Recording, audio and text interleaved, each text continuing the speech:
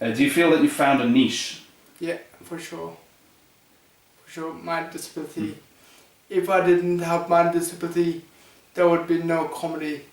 Yeah, man. Apparently my niche is the fact that I'm a straight acting gay, but there's lots of them around, because Paul Sinner talks about being gay. He doesn't come across as what they call it, straight acting, but it's just, I don't know what to call it, because a lot of straight comedians act very camp. But Scott Agnew does it as well, Kevin Dewsbury, I think there's another one as well, quite a few of them, but yeah, apparently that's my niche. But apart from that, I don't think I've got a real niche. It's very difficult to have a niche now, there's so many fucking comics. I feel that I'm discovering who my audience is, and that everyone has an audience, and it is about discovering and growing your own audience. So, have I found a niche? I don't want to be too niche. If I'm too niche, then I feel I'm doing it wrong. You know, I don't want to be too niche. I want to be a bit more universal. So I think I am I'm a bit niche at the moment, a bit too niche. You know. I originally thought I was too like other punk comics. I think my writing comes out a little bit as slightly different. You know, I spoke with other one-line comics, and I see myself as being apart from them, even though we belong in the same category of being one-line punk comics. Left-wing atheist feminist comedy. I think I got it pretty much stitched up. What I think has happened over the last 2 years, though, I've definitely got more comfortable with saying what I want to say on stage. And although it might not be what I really want to say, I can get away with saying what I want to say, which is very fun. People tend not to think of comedy as being something that has niches. I get a lot of people come to my shows and then afterwards they say, I didn't think I liked comedy, but this was really good. And I don't think you would ever have somebody go, I don't really like music, but because if somebody said that to you, you'd go, well, what don't you like? You don't like classical, you don't like reggae, what are you talking about? Like, as if you could not like comedy. I would like to think that I am a niche. So, yeah, in that sense, I found myself. There is that sense of, I've got to be distinctive, and so I end up copying someone who I think is distinctive, and forgetting that actually, just because it seems normal to me, doesn't mean I'm not distinctive, because I am distinctive. And actually, you don't know anybody who you think, well, they're not very distinctive, because you think, even if you think, wow, that's the most boring guy I've ever met, that's pretty distinctive. And so it can be about just a confidence thing of thinking that you have to invent a persona rather than just letting who you are kind of come out. I feel like I'm as fucked up as everybody else. But I feel that I've got more energy. I'm naturally an energetic person. I like that to come clear on stage with control, new control. Yeah, I think I have with this show. I mean, I think it's uncategorizable. I think it's a non-genre, or it's a new genre, because it's, there's people who do comedy and magic, there's people who do comedy and juggling, comedy and music, and I'm doing comedy and cooking, comedy and anarchic cooking, and so I think it's interesting because I've had really good reviews from sort of general theatre performance critics, whereas comedy critics have said, yes, brilliant, but it's not properly comedy, so then they've kind of star-wise marked it down, and I think it's because there isn't a box they can put it in, and I think that's what people like. So yeah, I think I'm creating a new niche. In the kind of open mic circuit that I live in at this moment in time, that I probably am quite different in the sense that I'm an older comedian trying to relate to a younger audience, and I think that is a kind of a niche, I suppose, and it seems to work for me. It doesn't work for everybody. I'm kind of badly down with the kids, but I'm also in on the joke, and I think people are also in on the joke as well. So if that's a niche, then that's the one I've got at the present moment. Yeah. Gone into a style which I think a lot of comedians in America especially use. And so I think more of my comedy may not be necessarily suited for London and Edinburgh and things like that, but more like barroom Los Angeles kind of style. Yeah. A middle-aged, gay, Scottish magician, comedian.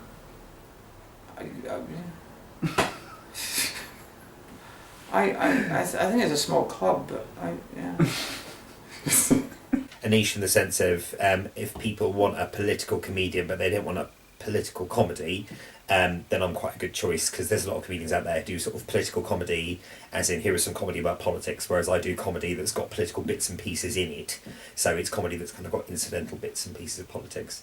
And similarly, if you want someone who's kind of like big and shouty and raucous and fourth wall breaky, I do a fair bit of that, but I can also kind of step back and do more kind of stagey stuff. Like, you know, if you wanted somebody who was properly right up in the audience's face, then there's loads of people out there who'll do kind of like clowning stuff, or like, you know, kind of things that are influenced by that sort of stuff. Whereas I'm, you know, I will do some of that, but fundamentally I respect the audience's boundaries and don't, you know, do the whole, you know, making the audience feel uncomfortable, or making the audience the butt of the joke, or making the audience do all the work for my laughs kind of thing, which I think is a risk with some of that sort of stuff. Yep. I know a few comedians, with the exception of yourself, who tells surreal shaggy dog stories, / with trying to make them into stories, we're storytellers rather than just bragging about someone's fucking life, but yeah. What has 8 legs and is a pain in my ass? With a spider who lives in my ass.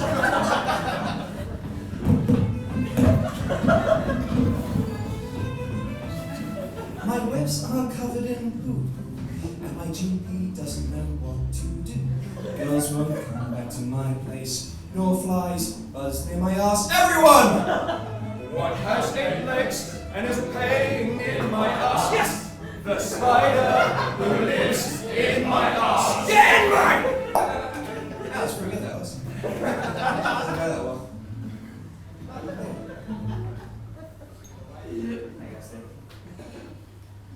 I am speaking to the microphone. An evil walking coffin breaks into a man's kitchen. The man panics and throws cough syrup at the coffin, and the coffin stops. One time of year when my comedy's relevant.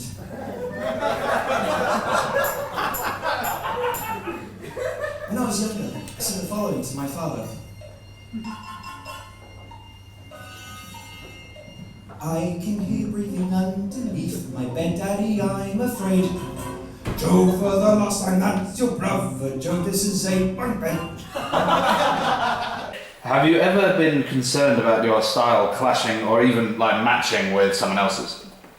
Yes, I remember after my 10th gig, this guy came up to me and he said I reminded me of him of Andrew O'Neill, and I looked him up online because I didn't know who he was. And it was like looking in one of those mirrors you get in those kind of fairground type things, which kind of, except instead of distorting my appearance, it just made me more successful. And it was a bit. At the time I didn't really think much of it, because I was like, okay, he's similar, but I've got different jokes. I've got original material. People can't really have a go at me for ripping him off. But then I just kind of got that comparison more and more often. And I think after I heard of him, I subconsciously ended up kind of becoming more like him. And so that wasn't good. And I had a massive break from stand-up for a while, just because I was worried about that actual fact, and I wanted to try and like move into a different. I wanted to distance myself from. Obviously, it's very different because I am both a transvestite and a metalhead, so there's always going to be that distinction. But in terms of style, in terms of message, and that kind of thing, I've been watching as much comedy as possible, to be honest, because the thing about originality within comedy is it's at this day and age it's very, very difficult to come up with something wholly original. So the best way you've really got of having your own style is just to take as influence from as many places as possible, and not just kind of focus it on one or two people. So in a way it was good that I got that comparison, because then it made me kind of watch comedians who I may not have enjoyed before. Like I remember I never used to like Stuart Lee at all, and then like more recently I've been watching a lot of his stuff, so I've got that kind of influence coming in. I've had people like Alan Murray I've been really getting into. So I just had all these influences that you wouldn't necessarily relate, and mashed it into my style. Guy down, a comic called Joseph Murphy. He does a couple of characters, Mr. Time and Mr. Spooky. Really lovely guy, really funny. Yeah. And he was saying to me about this guy Harron X, who was doing a show up in Edinburgh called The Large Hard-On Collider, And he said, "Oh yeah, you would have been perfect, like, because you're doing your science jokes and stuff." And he said, "Oh, you would have been perfect." And I'm like, I know, because I've had him down, and like I knew that he was doing this show up in Edinburgh, so like I knew that there was kind of a market for it.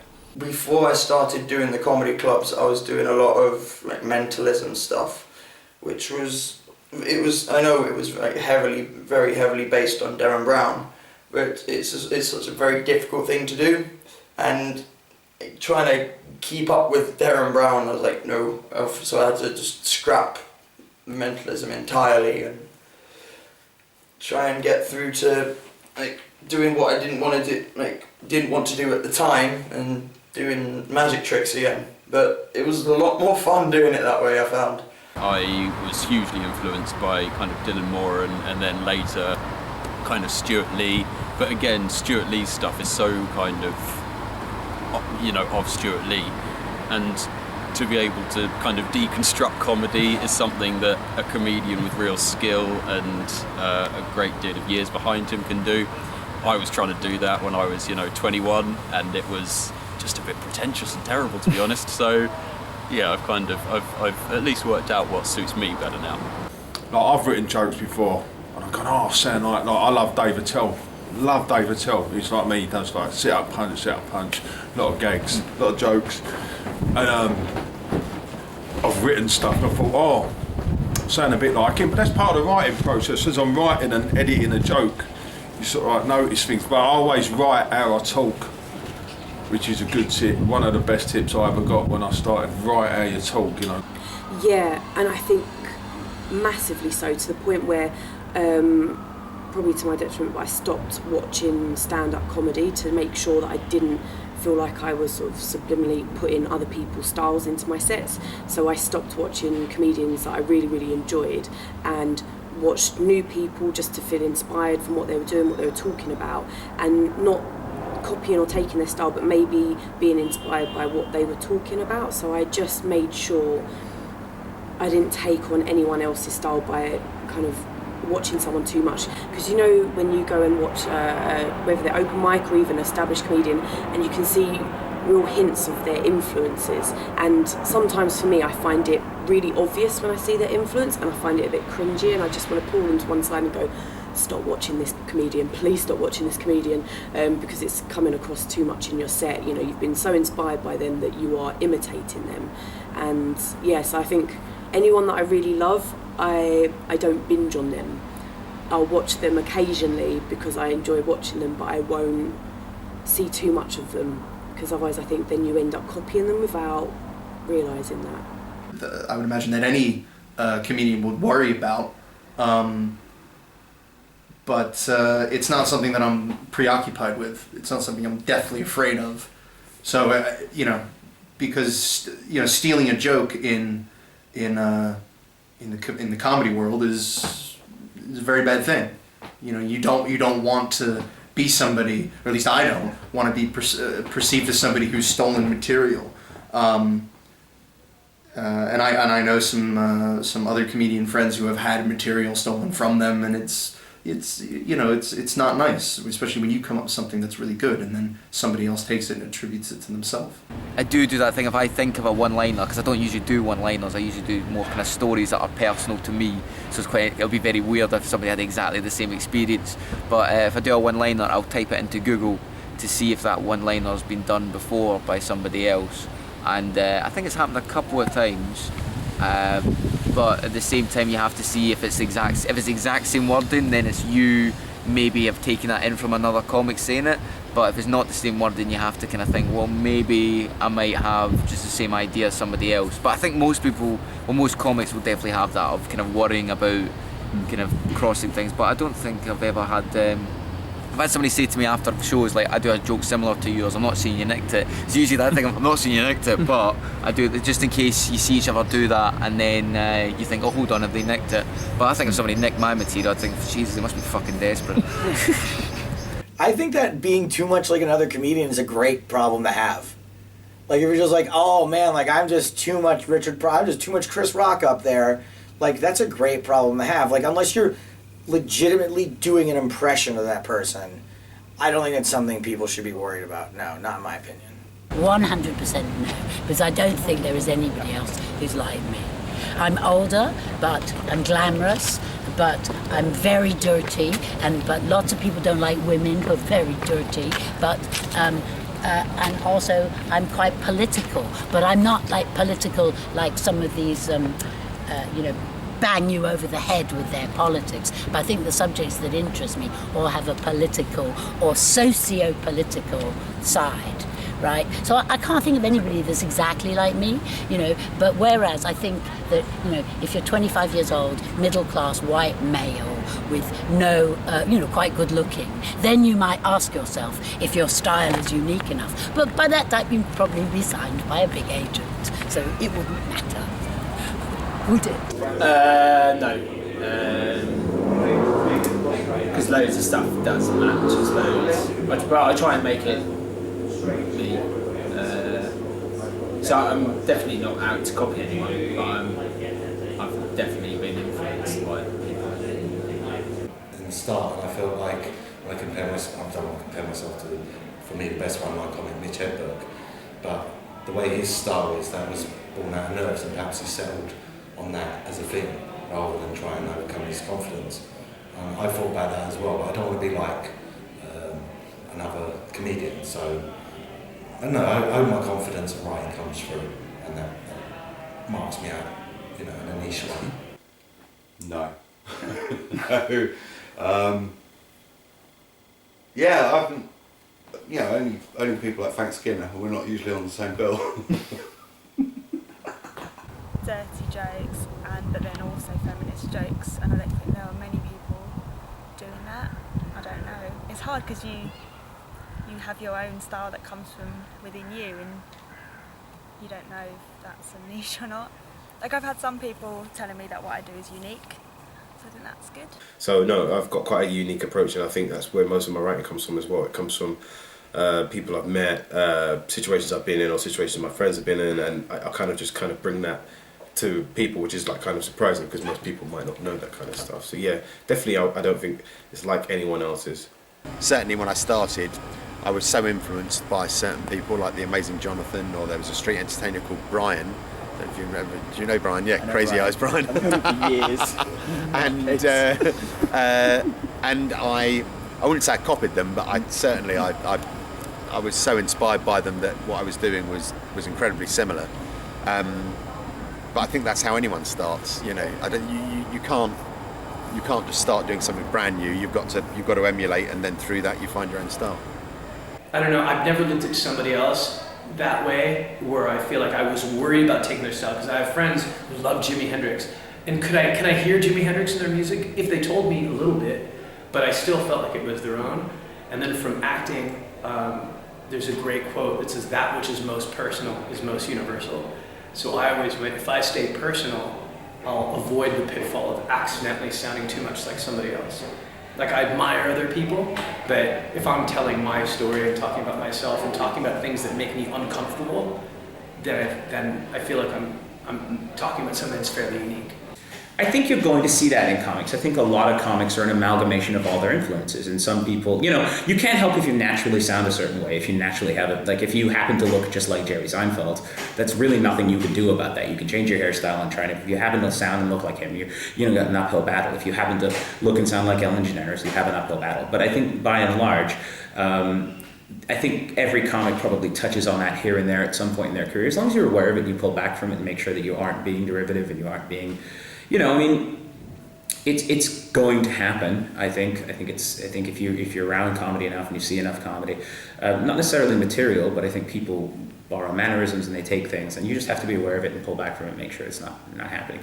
I think I've been pretty lucky. I managed to avoid any of that. But anytime comedians are influencing you in terms of someone you really enjoy, like if you watch and enjoy a comic a lot, that's going to get in your head. Right? That's going to be, and you can see it with a lot of famous comics too. You can see a lot of, Robin Williams is a good example. He had a lot of kind of Jonathan Winters to him, and you can see that Louis C.K. has a lot of George Carlin to him, and there's a lot of that. But I think those are, as long as you can take that and use it as a strength and not a weakness, I don't think it's necessarily a bad thing.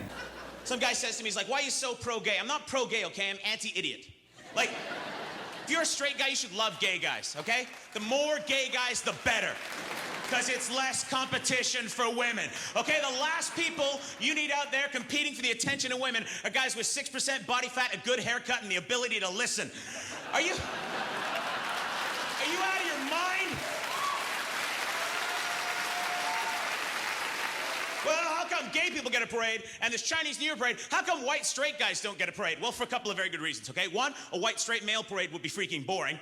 It'd be just a bunch of guys in tearaway pants eating macaroni and cheese going, this is really freaking cheesy. And the other reason white straight males can't have parades is because sometimes, just sometimes, when groups of white straight males get together and have parades, things get out of hand and 6 million Jews go missing. We can't have anything nice. No. Yeah, I'm making it up. That's why people get nervous when they see 5 white guys in the same outfit, because they think we're up to something. And we usually are. When was the last time you saw 5 white guys in the same outfit and things went well? It's never a good sign. That you'll just see them for just years doing the same 5 or 10 minutes because they're too scared to try anything else and die. Like, you just fucking do what you feel like doing, and if it dies, and then it's time for church. No, then it's time to. Sorry, I have to go pray. No.